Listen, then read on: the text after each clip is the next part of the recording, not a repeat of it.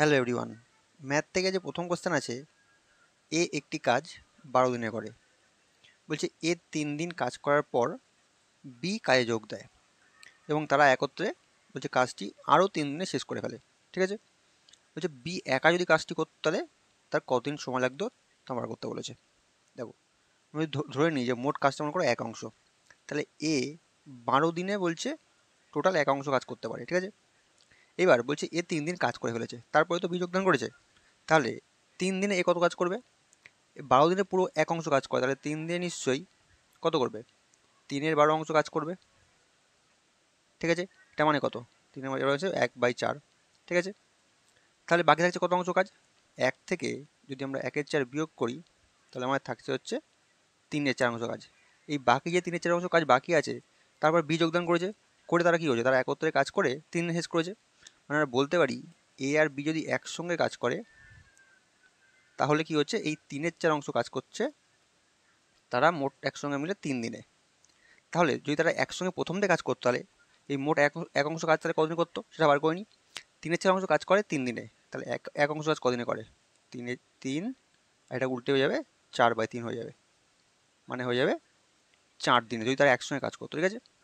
এবার দেখো, এ একা করে পুরো কাজটা 12 দিনে, আর যদি তারা দুজনে একসঙ্গে করে, এ প্লাস বি একসঙ্গে করে, তাহলে পুরো কাজটা শেষ হয়ে যায় 4 দিনে। তাহলে এখান থেকে যদি আমরা এদের লসও করি, তাহলে কি আমরা টোটাল ওয়ার্কটা পেয়ে যাবো। তাহলে 12 আর 4 লসও করলে আমার 12 আসবে। ঠিক আছে? তাহলে যদি আমরা এফিসিয়েন্সি বার করি, তাহলে এর এফিসিয়েন্সি 12 এ একদিনে 1 অংশ কাজ করে, আর এ আর বি মিলে 4 3 12, মানে তারা দুজনে মিলে একসঙ্গে একদিনে 3 অংশ কাজ করে। আমাকে জানতে চাইছে কি বি একা কাজটা কদিন শেষ করতে পারবে। তাহলে আমার বি এর তো এফিসিয়েন্সি লাগবে, তাহলে আমরা এই যে এ প্লাস বি থেকে যদি এ বিয়োগ করে দিই, তাহলে নিশ্চয়ই বি বি পেয়ে যাবো। তাহলে বি হয়ে যাবে 3 - 1 হয়ে যাবে আমার 2, মানে বি একা একদিনে 2 অংশ কাজ করে, আর আমার মোট কাজ হচ্ছে 12 অংশ। তাহলে যদি বি একা কাজ করতো, তাহলে মোট কাজ ডিভাইড বাই এফিসিয়েন্সি, তাহলে সে বি সেই কাজটা 6 দিনে শেষ করে ফেলতো। বুঝা গেল? খুব ভালো কোশ্চেন ছিল একটা। অপশান বি হয়ে সঠিক উত্তর, 6 দিন। ঠিক আছে? চলো পরের কোশ্চেন দেখা যাক।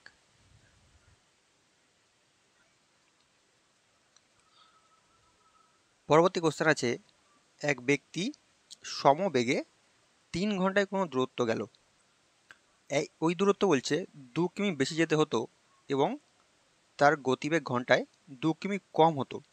যদি ওই দূরত্ব থেকে 2 কিমি বেশি যেতে হতো এবং তার গতিবেগ 2 কিমি আরও কম হতো, তবে ওই নতুন দূরত্ব যেতে বলছে তার 1 ঘন্টা বেশি সময় লাগতো। ঠিক আছে?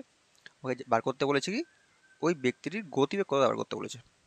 তো ওই ধরে নিয়ে মনে করো ব্যক্তিটির গতিবেগ, মনে করো গতিবেগ, আচ্ছা স্পিড মনে করো ধরে নিলাম হচ্ছে x কিমি/ঘন্টা। ঠিক আছে? বলছে ব্যক্তিটা কি হয়েছে 3 ঘন্টায় দূরত্ব যাচ্ছিল প্রথমে, তাহলে মোট দূরত্ব কত? ডিস্টেন্স কি হয়ে যাবে? স্পিড ইন্টু টাইম, তাহলে স্পিড হচ্ছে x কিমি/ঘন্টা আর 3 ঘন্টায় যাচ্ছে, তাহলে মোট 3x নিশ্চয়ই ডিস্টেন্স। এবার আমার বলছে যদি দূরত্ব আরও 2 কিমি বেশি হতো, মানে আগে ছিল 3x, এখন যদি আরও 2 কিমি বেশি হতো, তাহলে কি হতো টোটাল দূরত্বটা? তাহলে বলছে, আর বলছে গতিবেগ যদি 2 কিমি কম হতো, মানে ঘন্টা 2 কিমি কম হতো, আমরা গতিবেগ ধরেছিলাম কত? এক্স, তাহলে 2 কিমি কম মানে কি x-2। ঠিক আছে? এটা গতিবেগ। তাহলে বলছে তার কি আরও 1 ঘন্টা সময় বেশি লাগতো, মানে কি আগে লাগছিল 3 ঘন্টা, এখন আরও 1 ঘন্টা সময় বেশি লাগবে, তাহলে নিশ্চয়ই মোট 4 ঘন্টা সময় লাগবে। তাহলে ইন্টু 4 করে দাও। এখানে তো আমরা কী পেলাম দেখো, যদি সমান করে দিই, এটা একটা ডিস্টেন্স, এখানে স্পিড ইন্টু টাইম, মানে কি স্পিড টাইম মানে ডিস্টেন্স, এই ডিস্টেন্স দূরের সমান। এখান থেকে এক্সের মানটা বার করো। দেখো তাহলে কী থাকছে এখানে 3x+2, যদি গুণ করি 3x+2, ওখানে 4x-8, তাই তো? এক্সটা যদি এ পাশে আনি তাহলে -x হয়ে যাচ্ছে, আর এটাকে ও পাশে নিয়ে গেলে প্লাস হয়ে যাচ্ছে, -10 হয়ে যাচ্ছে। তার মানে x= হয়ে যাচ্ছে আমার কত? 10। মানে আমাকে গতিবেগ বার করতে বলেছিল, তাহলে গতিবেগ ভ্যালু হচ্ছে 10 কিমি/ঘন্টা। বোঝা গেল? অপশান এ হয়ে যাচ্ছে সঠিক উত্তর, ব্যক্তিটার গতিবেগ 10 কিমি/ঘন্টা। চলো পরের কোশ্চেন দেখা যাক।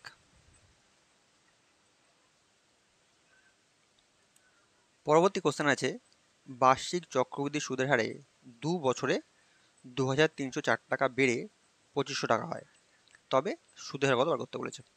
তো যাও দেখো আমার কি আসল বলে দেওয়া আছে, আর কি সুদ আসল বলে দেওয়া আছে, টোটাল একসঙ্গে মিলে কত হচ্ছে। আর আমাকে চক্রবৃদ্ধি বলে 2 বছর জন্য বলেছে। তো যেহেতু 2 বছর বলেছে, আমরা খুব সহজে এটা রুট হিসাবে বার করে নেবো। 2 বছর বলতে স্কোয়ার রুট হিসাবে করে দেবো। তাহলে আসল হচ্ছে 2304 টাকা, সেটা বেড়ে কি হচ্ছে, বেড়ে হয়ে যাচ্ছে 2500 হচ্ছে। স্কোয়ার রুট করো যেহেতু 2 বছরের। তা এটা তো আমরা জানি যে 2500 বার করলে আমার 50 আসবে, ঠিক আছে। আর 2300 আর কিসের, ওই জন্য 1 থেকে 50 অব্দি সব করে স্কোয়ার মনে রাখবে, মুখস্থ করে রাখবে। এটা হয়ে যাবে 48, ঠিক আছে। তো 48 টাকা বেড়ে 50 টাকা হচ্ছে, মানে কত, 2 টাকা বাড়ছে। কত টাকার উপরে, 48 টাকার উপর 2 টাকা বাড়ছে। তাহলে পার্সেন্ট বার করতে গেলে কি করতে হয়, ইন্টু 100 করে দাও। তাহলে হয়ে যাচ্ছে 2 দিয়ে কাটলে 24, 4 দিয়ে কাটলে 6, 4 দিয়ে কাটলে 4 25 100, 25 ভাগ 6 করলে 4 6 24, 1 6, মানে 4.16%। আমার হচ্ছে সুদের হার, ঠিক আছে। অপশান সি হয়ে যাচ্ছে সঠিক উত্তর। চলো পরের কোশ্চেন দেখা যাক।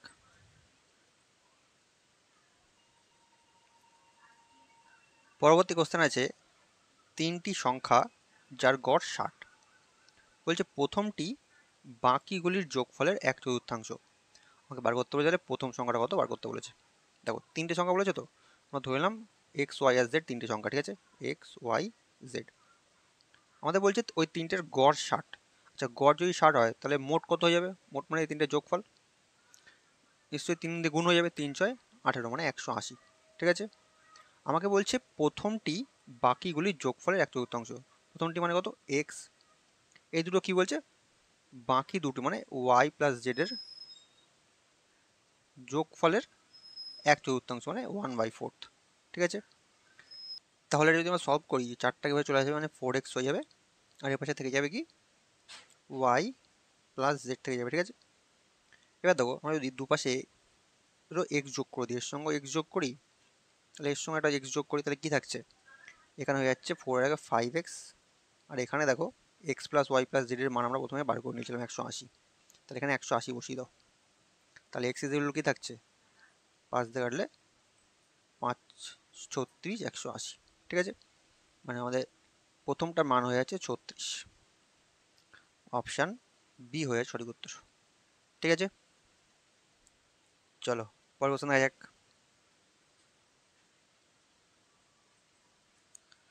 পরবর্তী কোশ্চেন আছে সেনা এবং ক্যাপ্টেন সহ 1200 জনের একটি দল ট্রেনে যাত্রা করছে। যদি প্রতি 15 জন সেনার জন্য একজন করে ক্যাপ্টেন থাকে, তাহলে ওই দলে কতজন ক্যাপ্টেন আছে বার করতে বলেছে। দেখো বলছে প্রতি 15 জন সেনার জন্য, অর্থাৎ প্রতি 15 জন সোলজারের জন্য একজন করে ক্যাপ্টেন আছে, মানে 15 জন সোলজার সেই অনুপাতে ক্যাপ্টেন একজন, মানে কত, 15 এর আগে 16, মানে এদের অনুপাত হচ্ছে 15:1। মানে এই 16 সমান সমান আমাদের বলে দিয়েছে টোটাল দেখো 1200, ঠিক আছে। তাহলে 16 সমান সমান 1200 হলে 1 সমান সমান কত হয়ে যাবে, 1200 ভাগ 16। যদি 16 দিয়ে আরেক কাটি, দেখো 16 দিয়ে কাটলে 7 ষোলো 112, আর থাকছে 8, 80, 5 ষোলো 80। তাহলে আমাদের এক মানের বেড়াল হচ্ছে 75, ঠিক আছে। আমাদের কি বার করতে বলেছে, বলেছে দলে কতজন ক্যাপ্টেন আছে। ক্যাপ্টেন অনুপাত কত, ক্যাপ্টেন অনুপাত হচ্ছে 1, আমরা সেটাই বার করলাম, এক মানে কত। তাহলে আমাদের অ্যান্সার হয়ে যাবে 75। ওই দলে মোট 75 জন ক্যাপ্টেন আছে, বোঝা গেল। চলো পরের কোশ্চেন দেখা যাক। পরবর্তী কোশ্চেন আছে 31 দিনের জন্য 400 জন পুরুষের পর্যাপ্ত খাবার রয়েছে। বলছে 28 দিন পর 280 জন পুরুষ স্থান ত্যাগ করে। বলছে বাকি পুরুষের ওই খাবার বলছে কদিন চলবে তা বার করতে হবে। দেখো 31 দিনের জন্য কত আছে, 400 জন পুরুষের খাদ্য মজুদ আছে। এর মধ্যে কি হয়ে যাচ্ছে, বলছে 28 দিন পর এতজন চলে যাচ্ছে। তাহলে 28 দিন পর, মানে 28 দিন তারা ওখানে খেয়েছে বসে বসে 400 জন পুরুষ, তাহলে বাকি কদিন থাকছে, 28 আর 3 31। তাহলে যদি কেউ না চলে যেত, তাহলে নিশ্চয়ই এই 400 জন পুরুষেরই 3 দিন খাবার চলতো, এক্সট্রা খাবার, যে খাবারটা বাকি আছে। তাহলে 3 দিন চলে এই 400 জন পুরুষের, ঠিক আছে। কিন্তু কাজ হয়েছে কি, ভালো কাজ হয়েছে, যে হচ্ছে 280 জন চলে গেছে। 400 থেকে 280 বিয়োগ করে দাও, তাহলে আর পড়ে আছে আমার 120 জন পুরুষ। এই তাহলে বাকি 120 জন পুরুষের এই খাবারটাই আর কদিন চলবে। আমার 400 জন পুরুষের 3 দিনের খাবার মজুদ ছিল, কিন্তু বাকি আছে মাত্র 120 জন পুরুষ, তাহলে ডিভাইড বাই 120 করে দাও, আমার অ্যান্সার বেরিয়ে যাবে। 3 দিয়ে কাটলে 3 এ 4 12, 40, 4 দিয়ে কাটলে হয়ে যাবে 10। ঠিক আছে, তাহলে বাকি খাবারে আর ওই পুরুষের আর 10 দিন চলবে। অপশান বি হয়ে সঠিক উত্তর।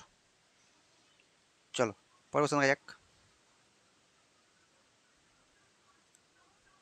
পরবর্তী কোশ্চেন আছে, দেখো বলছে মান নির্ণয় করো, অর্থাৎ সির অঙ্ক দেওয়া আছে। তো মনে করো সবথেকে সোজা নিয়ম দেখো কি আছে। আমরা প্রথমে কি করব, সবার উপরে যে থাকবে একটা, এটা আলাদা করে রেখে দেবো। ঠিক আছে, +1 এখানে রেখে দাও। এবার দেখো নিচে কি আছে, সবার নিচে এখানে আছে 2/3। লবটাকে আমরা প্রথমে লিখি, হরটাকে পরে লিখি। ঠিক আছে, এরপরে দেখো কতগুলো এখানে এক আর বাকি আছে। তাহলে আমরা দেখতে পাচ্ছি 1 2 3টে এক বাকি আছে, 3টে ড্যাশে নিয়ে নাও। ঠিক আছে, আমরা কি করব, যোগ করে করে লিখবো। কি হবে, 2 আর 3 যোগ করো, কত হচ্ছে 5। তারপরে 5 আর 3 যোগ করো, কত হচ্ছে 8। তারপরে 8 আর 5 যোগ করো, 13। ঠিক আছে, এবার লেখার নিয়মটা দেখে নাও। এই যে +1টা এক্সট্রা গেছিলাম ওপরে, এবার এর সঙ্গে যোগ করবো। এটা কী হবে, লাস্টে থাকবে সেটা আমরা হরে লিখবো, আর তার আগে যেটা থাকবে সেটা লবে লিখবো। ঠিক আছে, তাহলে কত হচ্ছে, 13কে 13 8-এ হয়ে যাচ্ছে 21, আর বাই 13, এটাই হয়ে যাচ্ছে আমার অ্যান্সার। ঠিক আছে, অপশান বি হয়ে যাচ্ছে সঠিক উত্তর, সরি এ হয়ে যাচ্ছে সঠিক উত্তর। চলো পরের কোশ্চেন দেখা যাক। পরবর্তী কোশ্চেন আছে, 6টি কলম ও 3টি পেন্সিলের দাম 84 টাকা। বলছে একটি কলমের 3 ভাগের 1 ভাগ দাম একটি পেন্সিলের দামের সমান, তাহলে কি 4টি কলম ও 5টি পেন্সিলের মূল্য কত বার করতে বলেছে। কি বলছে, 6টা কলম আছে, চলো কলমকে আমরা কে দ্বারা নিয়োগ করি, আর 3টে পেন্সিল প্লাস 3টে পেন্সিল বলছে, এই টোটাল দাম বলছে কত, 84 টাকা। ঠিক আছে, এর সঙ্গে আরেকটা কন্ডিশন দিয়েছে, কি বলছে, একটা কলমের 3 ভাগের 1 ভাগ সমান বলছে একটা পেন্সিলের দামের সমান। ঠিক আছে, তার মানে একটা কলমের 3 ভাগের 1 ভাগ মানে এর 1/3। ঠিক আছে, এটা সমান সমান বলছে একটা পেন্সিলের দামের সমান। তাহলে এখান থেকে আমরা যদি একটা কলমের দাম বার করি, তাহলে এখানে হয়ে যাচ্ছে একটা কলম সমান সমান 3টে পেন্সিল। ঠিক আছে, তাহলে এখানে আমরা মান বসাই, একটা কলম সমান 3টে পেন্সিল মানে 3 6 18টা হয়ে যাবে পেন্সিল, প্লাস এখানে 3টে পেন্সিল হয়ে যাবে 84, তাই তো। মানে 18 3 21টা পেন্সিলের দাম আমার বেড়াচ্ছে হচ্ছে 84।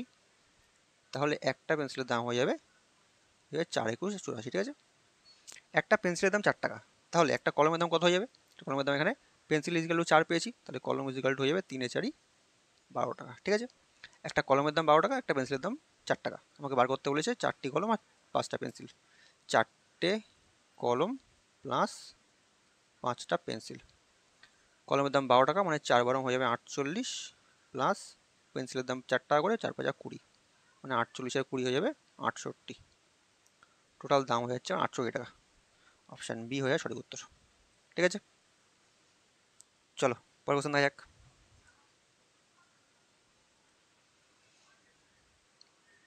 পরবর্তী কোশ্চেন আছে, পরপর 4টি জোড় সংখ্যার গড় 27।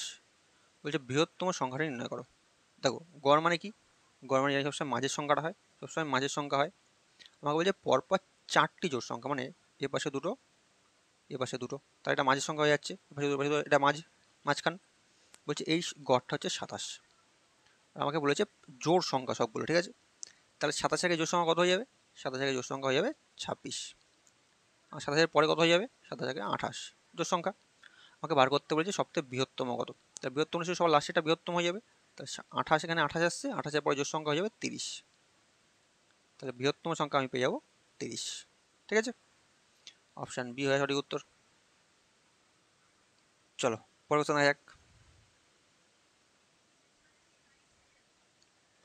পরবর্তী কোশ্চেন আছে, এক ব্যক্তি 90টি ঘড়ি কিনলেন এবং 40টি ঘড়ি 10% লাভে এবং বাকি 50টা ঘড়ি 20% লাভে বিক্রি করলেন। বলছে যদি তিনি সব ঘড়ি 15% লাভে বিক্রি করতেন, তাহলে তার 40 টাকা মানে 40 টাকা কম প্রফিট হতো। ঠিক আছে, বলছে প্রতিটি ঘড়ির ক্রয় মূল্য আমাকে বার করতে বলেছে। দেখো 90টা ঘড়ি বলেছে, কিন্তু কস্ট প্রাইস আমার দেওয়া নেই, তুমি ধরে নিই পুরো প্রত্যেকটা ঘড়ির দাম মনে করো 1 টাকা করে, তাহলে কত দাম, 90টা ঘড়ির দাম 90 টাকা। ঠিক আছে, তাই 40টা ঘড়ির দাম নিশ্চয়ই 40 টাকা হবে, 50টা ঘড়ির দাম 50 টাকা হবে। তাই 10% প্রফিট মানে কত? 40টা ঘড়ির ওপরে 40 টাকার ওপরে, তাই 10% প্রফিট করতে হবে, সরি 10%। তাহলে এখান থেকে প্রফিট পাচ্ছি কত? 4 টাকা, ঠিক আছে। আর 50টা ঘড়ির দাম 50 টাকা, তার উপর 20% প্রফিট, মানে 5 দুগুণে 10 টাকা, ঠিক আছে। তাহলে মোট তাই লাভ কত হচ্ছে? মোট লাভ হচ্ছে 14 টাকা।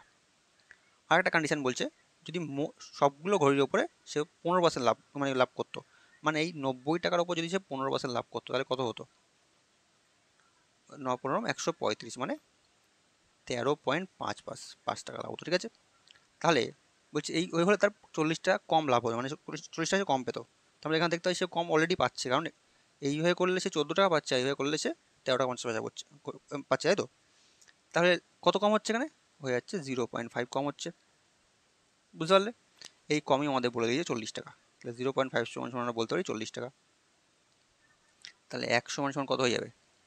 1 সমান সমান হয়ে যাবে 40/0.5। পয়েন্ট তুলে দাও, উপরে একটা শূন্য বাড়িয়ে দাও। তা আমাকে মোট ঘড়ি কথা বলছিল 90টা বলেছিল, তো 90টা ঘড়ির দাম কত? ইন্টু 90 করে দাও। তাহলে যদি আমরা কাটি, 5 দিয়ে কাটলে 5 ষোলো 80, 5 আর 90, ঠিক আছে। 8 ও 4 8 72, মানে 7,200 টাকা মোট 90টা ঘড়ির দাম, ঠিক আছে। আমরা কস্ট প্রাইস পেয়ে গেলাম। আমার কী বলেছে? প্রতিটা ঘড়ির দাম বার করতে পারছি। আচ্ছা, আমাকে তাহলে এটাকে 90 ভাগ করে দাও ডাইরেক্ট, বা এখানে ডাইরেক্ট একের মান বার করলে আমার হয়ে যেত। এখানে 90 ভাগ করে দাও, 90 করলে কত হয়ে যাবে? 8 9 72, মানে হয়ে যাবে 80 টাকা, বুঝতে পারলে? মানে যেহেতু প্রতিটা বলেছে, এখানে একটা দাম বার করলে হয়ে যেত। 0.5 মানে 40 ছিল, তাহলে একটা মানে কত? একটা মানে ডবল, মানে 80 হয়ে যেত, ঠিক আছে। আমার এই গুণটা করতে হতো না বাইরের, ঠিক আছে। প্রতিটা করে দাম বলেছে, তাহলে আমার 80 টাকা অ্যান্সার হয়ে যাচ্ছে, বোঝা গেল? চলো, আজকের কোশ্চেন থাকছে। ভিডিওটা ভালো লাগলে অবশ্যই লাইক করে দিও, আর চ্যানেল নতুন হয়ে থাকলে চ্যানেল সাবস্ক্রাইব করে নিও।